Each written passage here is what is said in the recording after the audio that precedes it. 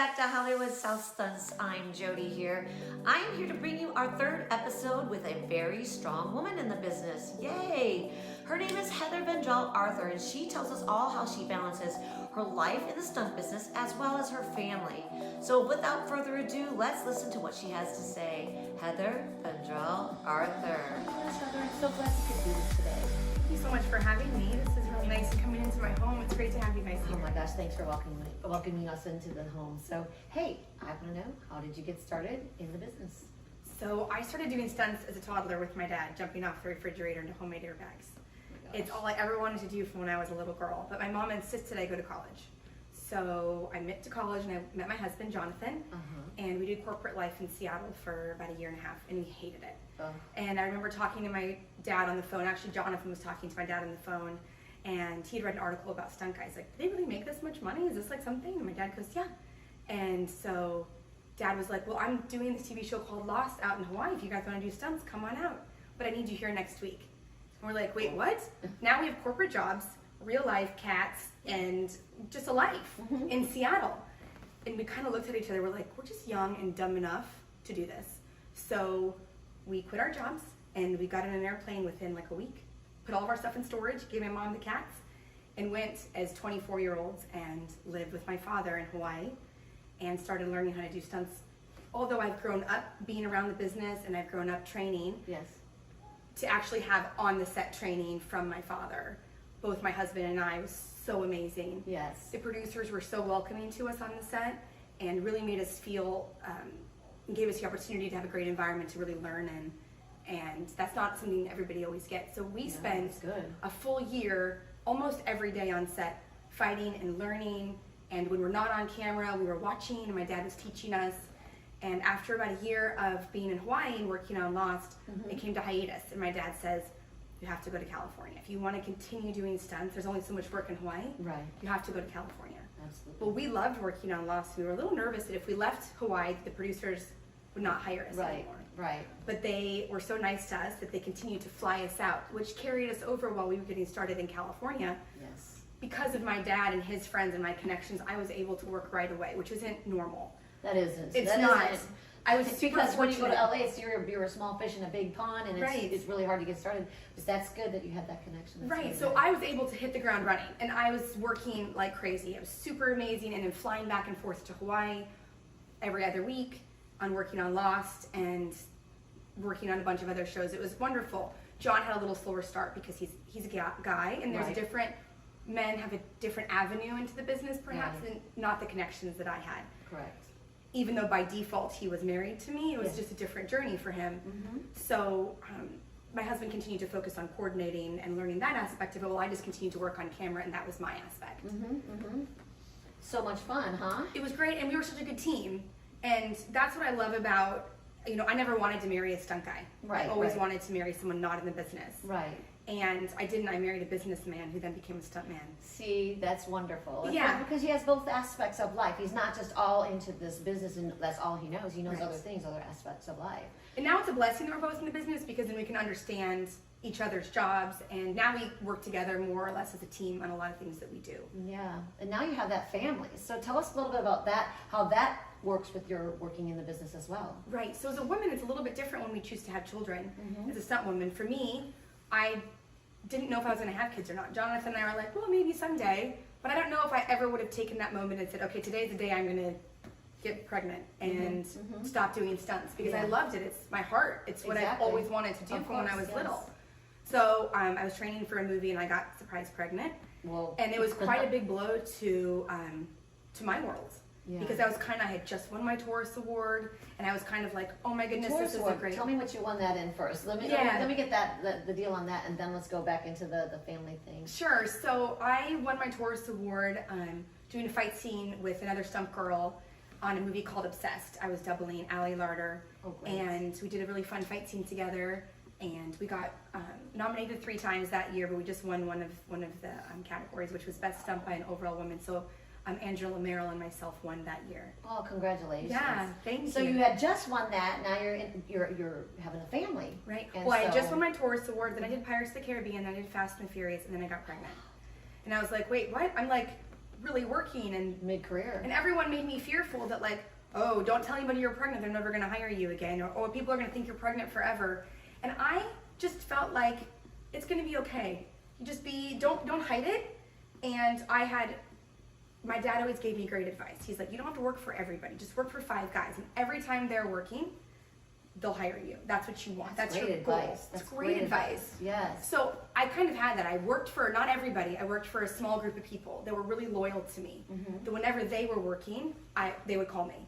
So when I was pregnant and I had the baby, it was like, are you back to work yet? Are you back to work yet? Are you back to work yet? That's great. Right. So no one made me feel that I wasn't. So my first job back after my first baby was Jeff Barnett had called me to double an actress that just had a baby. He's like, I was thinking of someone that would be a good double. He's like, you just had a baby. So he's like, are you up for it? I'm like, I'm only 5 weeks post my baby. Yeah. But it was like a new TV show. So I said, okay, like, he's like, it's not going to be a lot of stunts, just little stunts here. I'm like, well, that's perfect because I'm getting back into shape because your body goes through a lot. It takes a minute to get back in shape, people. Isn't that the truth? I wasn't like the Hollywood stars. I'm like, instantly look how amazing my abs are. It was like, it took time. It takes time, yes. Absolutely. And I was nursing, so. Oh, how'd that go? Well, that's the thing. I used to call it 10-3 when I have to go nurse, when I have to go pump. 10-3, so, I like, as a like mom, 10-9 or... Yeah, right.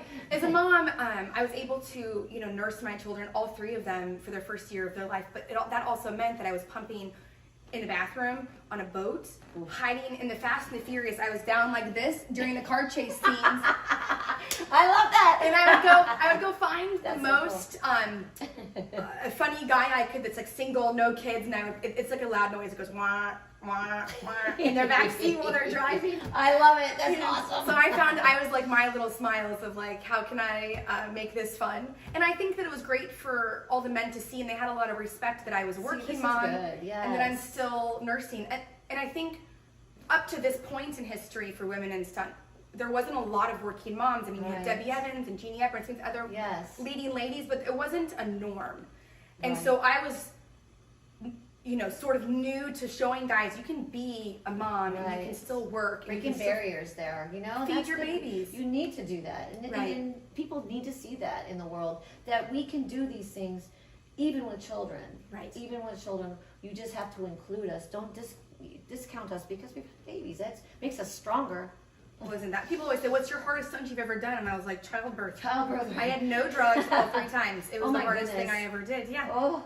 Yeah, and so for me, that was my hardest stunt to this day. Yeah. But I think that seeing women do these things, I can't tell you how many guys on Fast and the Furious came to me and said, good for you. Yeah. It's neat to see this. So it was neat. I felt like I was doing something. And what's great is I could work for a little bit and then take a chunk of time off to be with my kids. And that's what's nice about the business, of course. Is that you work and then you don't work. And then you can pick and choose, Then you pick and choose what you want to do, when you can do it. Great to have your kids in these adventures with you, on these adventures, because you guys travel all over. Tell me about that. We do. So my dad was, being a child of a stuntman is a little bit different perspective on the business, where my dad always chose work, and on his time off he was always looking for work. And he encouraged me later in his life to take those moments that when you're not working, to enjoy the time. If you're good, your phone will continue to ring. Yeah. And I felt like, so we feel like, Jonathan and I feel like, the times we're not working and our phone isn't ringing, we're gonna work again to go enjoy and travel.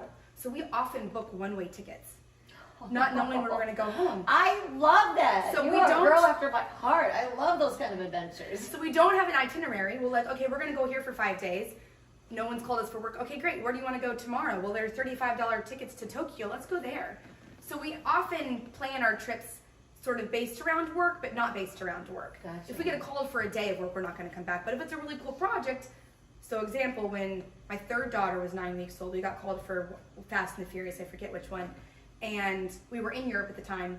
And so he goes, well, it's going to be 5 weeks of work, and we're working downstairs from the hotel lobby, and you can nurse upstairs, you can run upstairs if you need to, it's close. They gave me all the accommodations, so Jonathan and I were like, absolutely, let's leave and go take this job. So it's kind of a specificate, like it's job to job. Right. On whether we'll leave our trip or not. Right. You have to definitely be confident in your skills and that knowing, and you have to just kind of let it go when you're in this business, because you never know when the next job is. But if you're good, you're going to get hired. Well, again and again. And also knowing your limitations. I was 9 weeks postpartum at this point, and then they asked me to do a double car hit. with another guy. And I was like, yeah, let's do this. And my husband was like, are you crazy? He's like, you have a 9-week-old baby. What, you can't do that? Right. He's like, your core strength. And I'm like, oh yeah, because mentally, I can't. You're there. But my body from being a baby was still coming back to getting the core strength and having those things. So a guy protecting you. I know. So and I was like, I got this, I can do it. He's like, Heather, what are you going to do if you're in the hospital and have to nurse your baby? And I'm like, fine, I won't do it. Oh my gosh. Is there anybody on set, like an actor or director, anybody that really stands out in your head of being inspirational or anything like that to you? Anybody you've worked with? I feel that Debbie Evans was really big in my early on in my career. So good. And my dad, when I got started, he's like, find a couple strong women and he goes, Debbie Evans and Lisa Hoyler. He's many women he labeled, but at the time he goes, oh my goodness, these are some fellow. Talk to them and get advice from them. And even to this day, I can call Debbie and ask her questions. And she's also a mother of 3. And she was the one that said, don't worry about being pregnant. Your phone's going to ring again. Because I think everyone else said to me, you're never going to work again. Everyone's going to think you're pregnant forever. And then she also gave me some great advice of don't overtalk your skills. Right. She's like, what was the exact word? She's like, under talk and over deliver. Okay. And she told me a great story about how she got called to ride a horse. I could ride a horse, but not amazing. So she told the coordinator, I'm not great at it. And they ended up training her. Oh, so and I was able to use that advice on an ARAM day, for example. Like, you've ridden an ARAM before, but am I proficient? They're all ride a little bit differently. The coordinator's great. We'll give you a full rehearsal day. So it puts it in their court. Just being honest, and a lot of times people out there aren't because they want to get hired, and that is not the way to do it. And I think as the times are changing in our business, people are wanting to oversell themselves and then put the coordinators in a bad position. Exactly, and that's not good. And this is some advice you could give. What other advice can you give people that are up and coming in the business, as well as people that have been in the business for a while? We're in 2020 and things have changed with the hustle and everything like that. What kind of advice can you give people for that? It's tricky for me a little bit because my perspective is I grew up in the business. Right. So I've seen it from my whole entire life. It's changed so much. Yeah. Just the 15 years that I've been doing stunts, but also when I was a kid and how I grew up and how it was then. Yeah. My dad had a tough time watching it change because it was hard for him to see the downside to it. But I also think that there are some great changes that have come about. Yeah. So it's like with all things, there's a good and there's a bad. Yes, absolutely. The market and how things are these days is that back when I grew up, there was 200 stunt guys. Everyone knew who everybody was. Exactly. Everyone knew everybody's ability. Right. Now there's thousands, and we're scattered all over the globe. And there really are great stunt guys in different markets all over the place. But if you're coming from Los Angeles and say when we came into New Orleans and got called to do NCIS, we didn't know the local people. Right. So getting to know them and then you having to trust, and the way things are done in smaller markets are maybe different. They're done in LA or done in New York. I think one thing that I would encourage people that are getting started is, like I said, don't overtalk your ability. Okay. Better to be honest than to oversell yourself and not be able to perform. Absolutely. I also think when you're on set, to pay attention. I think so many people that are getting started and they're new are on their cell phones. Ooh, that's not good. And I feel that, yes, I have a mother, I have to check my cell phone, I've got children, but even still, growing up in the business and doing it for as long as I have, I am paying attention. I am watching where the cameras are set up. I am watching who the director is, how he behaves, how does he give direction, how is the first AD, what are the dynamics on the set, and even on NCIS that we've been working on for 6 years, I'm friends with all the camera operators, so I'm like, what lens are you using? Why are you doing that? Why did you do learn things instead of being on your phone? Get on set and learn something. And more important than just learning is safety. The safety. I think as a stunt coordinator, when my husband's there, I myself and all of our other stunt guys are watching for safety things because they can't see everything all the time. Correct. There's always safety things, and even if it's a small. My dad always used to say, "There's no such thing as a small stunt." That even in the small stunts is when people can get hurt. So having all of your team, your guys, girls working for you, watching, for example, I just fell down this hill last week, and every single one of the stunt guys was like combing the hill to make sure there was no rocks. That's so great. Even though they had already come and done that the day before, they were just watching my back. They were making sure is this a fake branch? Is this going to poke me? Is this? And knowing that the guys I'm working with have my back, not just the coordinators watching for my safety, that none of these guys are on their phone, that they're all paying attention. That's only going to help the community. Yeah, absolutely. So I see people on set, and I'm like, I don't want to bring them back again. I would be like because they don't have my back. You're working. You're working. You're working. You're not on your put your earphones in and you're on your cell phone. Yeah. So that's one have big your radio on, have your radio on. Right. Simple.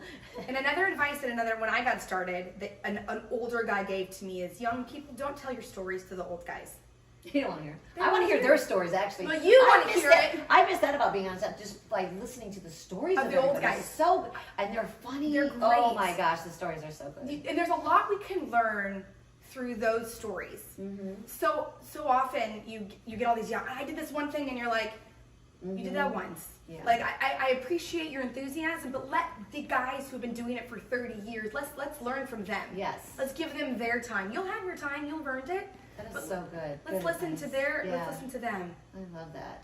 That is so good. What are you up to now? So we are full-time on NCIS New Orleans, and then we get other shows in town that I help coordinate. Great. So I'm sort of transitioning into coordinating, although it's a challenge, I think, a little bit, again, as a woman, and there's only a few of us, and I'm trying to learn to find my voice. Yeah.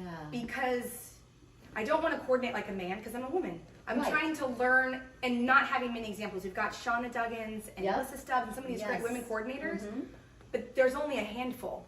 So trying to learn that, and I asked my husband for advice, and my dad has passed, so I can't ask him for advice. Yeah. But he's also going to do a different style than I would do it. Exactly. So learning that a little bit, and we're kind of, because I'm a mom and my mom job comes first, Yeah. that I'm able to do it with Jonathan sort of tandem. Helping with Yeah, that, we can do it as a team. That's good that you guys are a team like that. That is super good. Right. So you're doing that now. So what your future holds more coordinating? Do you want a second unit direct? What do you want to do? Yeah, I think down the road. Right now, it's just sort of getting my feet wet with coordinating and learning about that. Yeah. But my kids are little still, so as a performer, it still keeps it nice that I can go to work and come home and not have to take phone calls. So I do sort of limit my coordinating, but I am doing it. Sort of, it's a balance. Like I'll do a show and I'll take some time off. Right, right.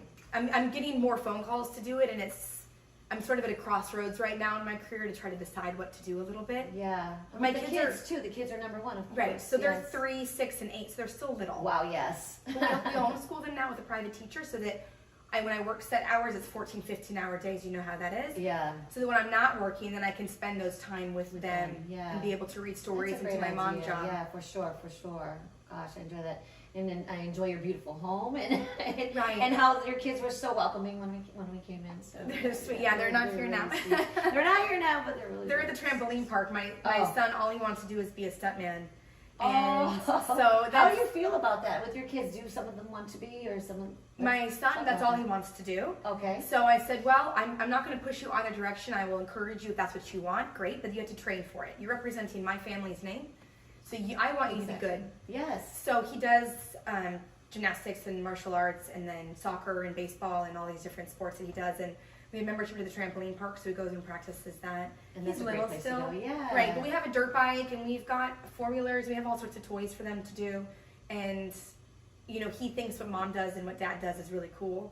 Yeah. But I love my quote from my daughter when she was about 3 years old. They've seen me come home from work bloody and beat up and bruised and black eyes. And awesome. So my 3-year-old, so we're in the car, and my husband's mostly coordinating now. He doesn't really do that much in front of camera just because he's full-time on NCIS, which has been such a blessing. We're on season 6. Yes. He came on season 1. So he's been mostly behind the camera. So throughout the years, my kids have seen me get beat up, and my son says, well, when I grow up, I want to be a coordinator like my dad. Aww. My daughter says, without skipping a beat, as 3 years old, well, I want to get bloody and beat up like mom when I grow up. I love that. That is excellent. I love that stuff. So sweet. So good. So what inspiration can you give to everyone out there? What inspiration do you want to leave in the world, like an impression or impact? Well, I think the balance in life is really important. Okay. I feel that we love our jobs, and I grew up in the business where my dad picked career all the time. Yeah. And he taught me that career is really important and what we do is really awesome, but to keep it into perspective. Gotcha.